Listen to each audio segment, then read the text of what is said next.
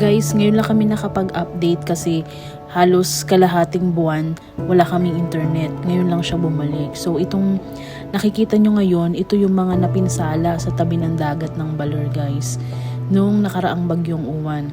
May mga, dahil sa lakas ng alon, yan pinasukan ng mga buhangin at alon yung mga resorts na malapit sa dagat. Ayan guys, unti-unti naman na nakakabangon ang probinsya ng Aurora, guys.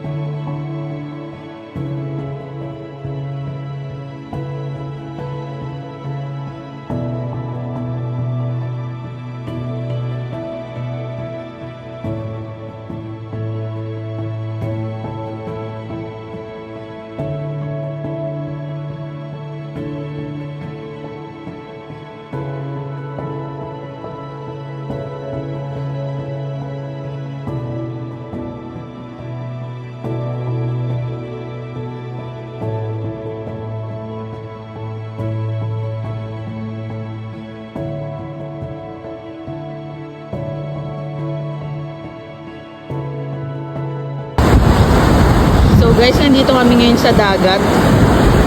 Tingnan nyo guys yung mga alon. Ang lalaki. Tapos tingnan nyo dito yung daan. Gosh. Na-wash out guys. Ayun yung ano. Dito may daan dito. Papunta dito. Sobrang lalim.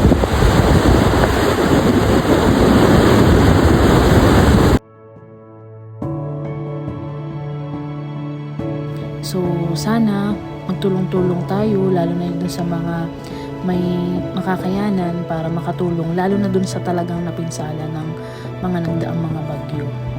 Ingat po tayo palagi guys, and always pray and trust the Lord.